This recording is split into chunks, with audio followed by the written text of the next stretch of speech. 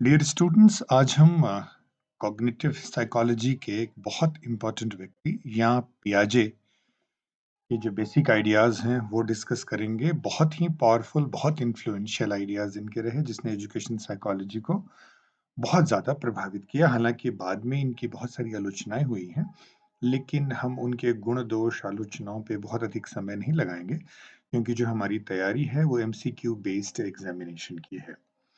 पियाजे एक Swiss psychologist थे। पहले साइकोलॉजिस्ट थे जिन्होंने कॉग्निटिव डेवलपमेंट का वैज्ञानिक अध्ययन किया। उनकी जो थियरी है वो बेसिकली ये है कि बच्चा एक अपनी दुनिया का एक मेंटल मॉडल कैसे विकसित करता है। और इन्होंने कॉग्निटिव डेवलपमेंट को कहा कि जो बायोलॉजिकल मैच्योरेशन होती है हमारी, और साथ में जो हम एनवायरनमेंट के साथ इंटरेक्ट करते हैं, इसी इंटरैक्शन में हमारी कॉग्निटिव डेवलपमेंट होती है। थोड़ी-सी बैकग्राउंड आपको दे दूँ ताकि आपको आइडिया लगे कि क्या इनकी मोटिवेशन थी इस थियरी को डेवलप करने में। अल्फ्रेड बिनेट, जिनके बारे में हम इंटेलिजेंस की थियरी में पढ़ेंगे, उनके नाम पर इंस्टीट्यूट था पेरी में, पेरिस में, और ये उस इंस्टीट्यूट में काम करते थे और उनको काम ये दिया गया था कि जो फ्रेंच क्वेश्चनेयर थे, जो इंटेलिजेंस की आईक्यू टेस्टिंग के, उसको वो अंग्रेज़ी में ट्रांसलेट करें, ये उनको काम दिया गया था। उसी दौरान उन्होंने ये पाया कि भई बच्चों के जो स्कोर हैं उस पे कम आ रहे हैं और उनके जो आंसर्स हैं वो गलत हो रहे हैं, तो क्या वजहें थी? खासकर जो लॉजिकल थिंकिंग वाले क्वेश्चन्स हैं वो बच्चे गलत कर रहे हैं। एक्चुअली इसके पहले का आइडिया ये था कि बच्चे जो हैं वो थोड़ा मेंटली एडल्ट की तुलना में कमज़ोर होते हैं, इसलिए वो कम स्कोर कर पाते हैं। बट इनकी ये मान्यता थी, जो उन्होंने बाद में प्रूफ की, पियाजे की, वो कहते थे कि नहीं, वो चिल्ड्रन एडल्ट से कमज़ोर नहीं होते, डिफरेंट होते हैं। The way an adult thinks and the way a child thinks, the ways are different. Uh, और ये उनकी बहुत इम्पोर्टेंट फाइंडिंग और ऑब्जर्वेशन थी। जैसा मैंने कहा कि साइकोलॉजी में असम्पशन थी कि बच्चे कम कॉम्पिटेंट होते हैं, लेकिन इनका कहना था कि नहीं, कम कॉम्पिटेंट नहीं होते हैं, वो डिफरेंट तरीके से सोचते हैं। उन्होंने अपने ही 3 जो बच्चे थे, उनका ही जन्म से उनका अध्ययन किया और इसी के बेस पे उनको लगा कि हमारे कॉग्निटिव डेवलपमेंट के, हमारे जो मेंटल प्रोसेसेस के विकास के 4 चरण हैं, जिसमें हम अलग-अलग तरीके से एनवायरनमेंट से जो इन्फॉर्मेशन आती है उसकी प्रोसेसिंग करते हैं। इनकी थियरी का जो मुख्य उद्देश्य था कि आखिर जो बच्चा शिशु से आगे बढ़ता चला जाता है और एक व्यक्ति के रूप में विकसित होता है, कैसे उसकी रीज़निंग एबिलिटीज़ जो है, उसकी जो थिंकिंग एबिलिटीज़ हैं, वो कैसे बदलती चली जाती है। तो उनकी थियरी के 2 पार्ट्स हैं।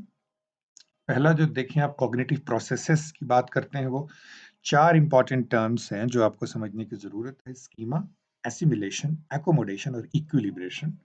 और 4 स्टेजेस हैं: sensory motor stage, pre operational stage, concrete operational stage और फॉर्मल ऑपरेशनल स्टेज। इन चारों स्टेजेस की कुछ खासियतें हैं जिनसे कि क्वेश्चंस पूछे जाते हैं। तो एज पूछा जाता है कि इस एज में कौन-सा स्टेज होता है।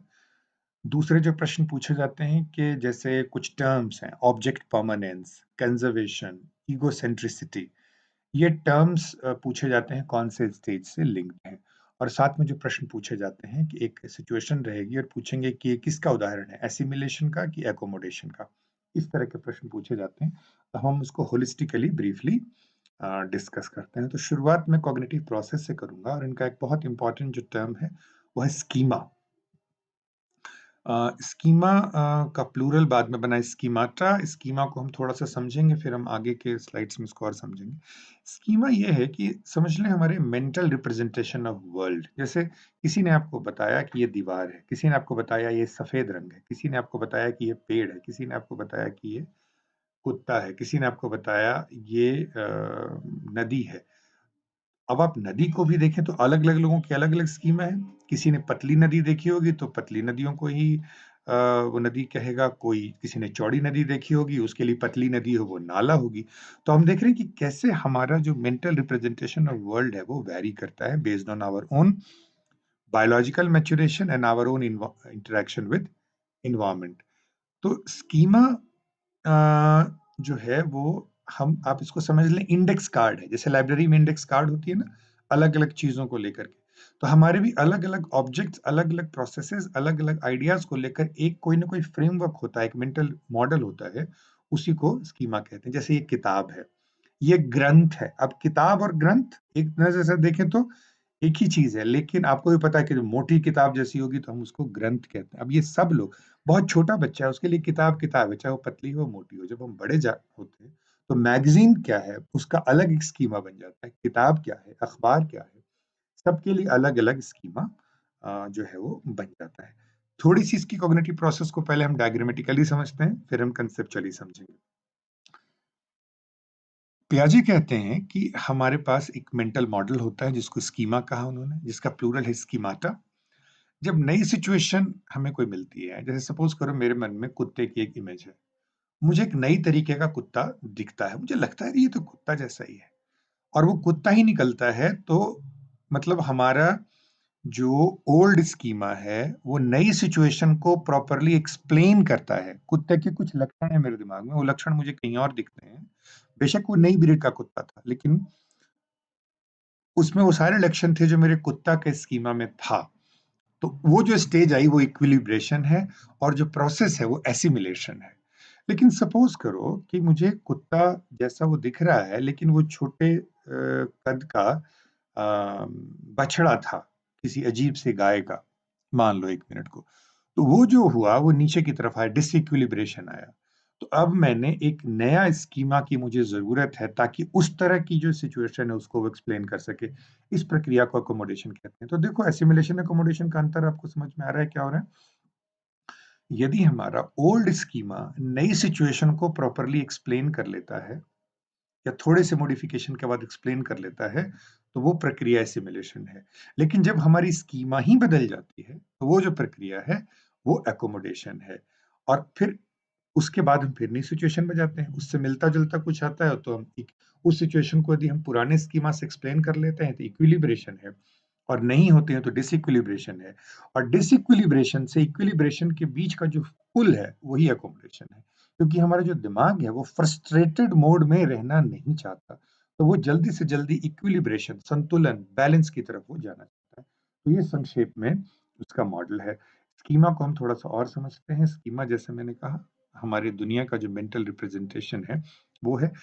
कंक्रीट चीज़ों के बारे में भी हमारी रिप्रेजेंटेशन है, जैसे मैंने एग्ज़ाम्पल दिया मैगज़ीन, ग्रंथ, किताब ये अलग-अलग ये कंक्रीट चीज़ों के बारे में। उसी तरह से विवाह का एक कॉन्सेप्ट है। विवाह का जो स्कीमा है, अलग-अलग लोगों की नज़र में अलग-अलग है। किसी लिए विवाह समझौता है, किसी के लिए विवाह कमिटमेंट है, किसी के लिए विवाह कुछ है, किसी के लिए विवाह कुछ है। तो आप देख रहे हैं कि जो एब्स्ट्रैक्ट कॉन्सेप्ट हैं, दुःख प्रेम, अब ये जो एब्स्ट्रैक्ट कॉन्सेप्ट है, उसके लिए भी हमारे मन में एक स्कीमा होता है। कंक्रीट ऑब्जेक्ट्स के लिए तो स्कीमा होता ही है। जैसे अब बायोलॉजिकल मैच्योरेशन से लिंक करता हूँ। मुझे बहुत समय तक ये नहीं पता चलता था कि ब्लू और पर्पल में क्या फ़र्क है ना? क्योंकि मेरे मन में एक स्कीमा जो था ब्लू वही पर्पल या उसके जो डिफरेंट शेड्स हैं उसको ईज़िली एक्सप्लेन कर लेता था।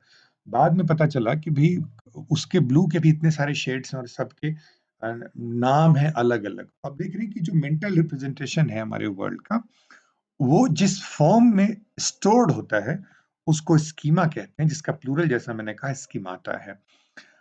तो बेसिक बिल्डिंग ब्लॉक्स हैं, जिससे कि हमारे कॉग्निटिव मॉडल्स बनते हैं। अ, और इसको आप कैटेगरी ऑफ नॉलेज भी कह लीजिए, प्रोसेस के में भी देख ली ये जो चित्र है वो देखें कि एनवायरनमेंट में एक जो व्यक्ति है उसको एक चिड़िया जैसी दिखती है, उसके मन में पहले से इस चिड़िया की उस विशेष चिड़िया की नहीं बट चिड़िया का एक स्कीमा है, उस स्कीमा में जैसे लक्षण है कि पंख होते हैं, चोंच होती है, ऐसा दिखता है, उड़ता है।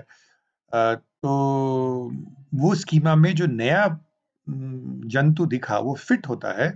ये जो प्रक्रिया है ये आप देखें कि चूँकि फिट हो गया तो इक्विलिब्रेशन है और ये जो प्रक्रिया है उसको एसिमिलेशन कहा गया है।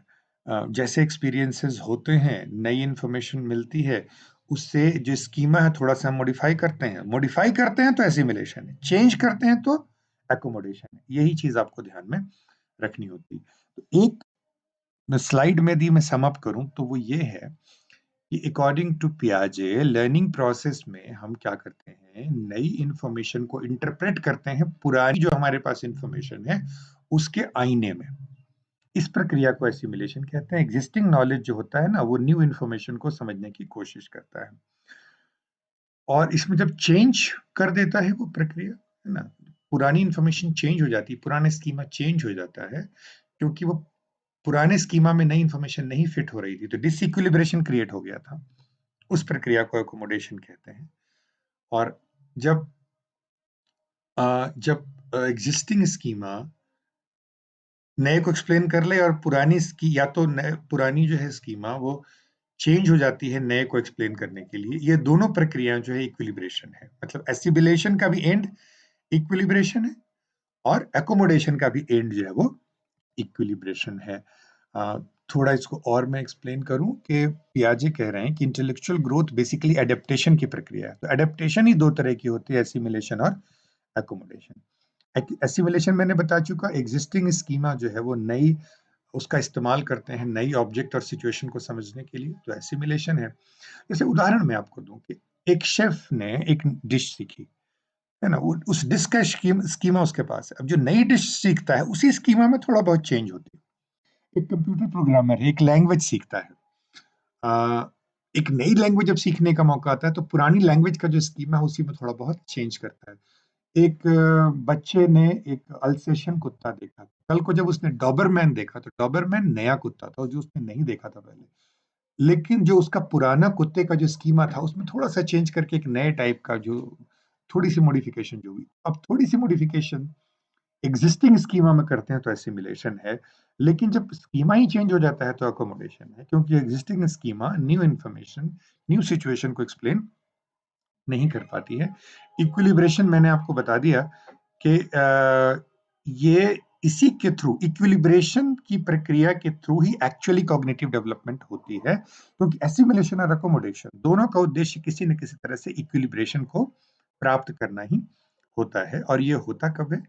ये तब होता है जब हम एसिमिलेशन के थ्रू या एकोमोडेशन के थ्रू डिसइक्विलिब्रेशन या फ्रस्ट्रेशन की सिचुएशन से हम बाहर निकलते हैं, और हमारे मन में कहीं ना कहीं चैन होता है। तो आप देखो, जब कोई नई चीज देखते हो तो आपको लगता है ये तो वैसी लग रही है, लेकिन पता चलता है नहीं नहीं, ये वैसी नहीं है, डिफरेंट है, तो नई स्कीमा क्रिएट होती है।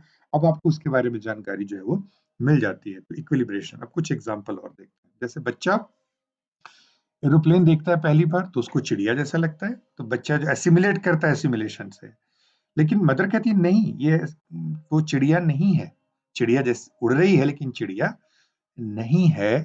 तो ये डिसइक्विलिब्रेशन क्रिएट हो गया बच्चे के दिमाग में। तो फिर मदर समझाती है, देखो ये इसके पंख ऊपर नीचे हो रहे हैं, इसकी आंखें हैं, इसकी चोंच है, सिर्फ उड़ ही रहा है, यही चीज कॉमन है ना। अब आप देख रहे हो कि स्कीमा जो है वो चेंज हो रहा है। अब बच्चे को एक एरोप्लेन का एक नया, अब कल को वो रॉकेट देखेगा, एरोप्लेन के अलग अलग टाइप्स देखेगा, तो अलग अलग स्कीमा जो है वो डेवलप होनी शुरू हो जाएगी। तो जब सिम थोड़े टाइप्स देखता है, थोड़ा बहुत चेंज करता है, तो एसिमिलेशन है, बिल्कुल नई चीज ही है। कोई सुपरमैन कल को उसको उड़ता दिखता है तो उसको भी एरोप्लेन वो कहता है, लेकिन बाद में पता चलता है नहीं नहीं, ये सुपरमैन है जो ऐसे उड़ सकता है। तो आप देख रहे हैं कि वो जो प्रक्रिया होगी वो एकोमोडेशन की प्रक्रिया होगी। तो कीवर्ड्स थे स्कीमा। देखो एक एग्जांपल और है, बच्चा एक बिल्ली देखता है, बिल्ली का स्कीमा बन जाता है। फिर वो कब देखता है ना, बाघ का बच्चा देखता है, उसको भी वो कैट कहता है। तो उसकी बड़ी बहन कहती है नहीं नहीं नहीं, ये कैट नहीं है, ये कब है। तो बच्चे के मन में एक नया स्कीमा जो है वो क्रिएट हो जाता है, जिसको एकोमोडेशन कहते हैं। तो आई होप कि आपको स्कीमा, एसिमिलेशन, एकोमोडेशन समझ में आया है। ये उसकी फिर से एक बार समरी है। स्कीमा मेंटल पैटर्न है। मेंटल पैटर्न जो है हमारे जो फिक्स हो गए हैं वो नई सिचुएशन से इंटरेक्ट करते हैं। तो एसिमिलेशन की प्रक्रिया और एकोमोडेशन की प्रक्रिया होती है जब पुरानी जो है वो नए को एक्सप्लेन कर पाती है थोड़ा बहुत चेंज करके, तो एसिमिलेशन है। जब पुराना मेंटल फ्रेम ही चेंज होता है, स्कीमा ही चेंज हो जाता है, तो एकोमोडेशन है। और उसका एग्जाम्पल आप देखो नीचे जो है वो दिया हुआ है।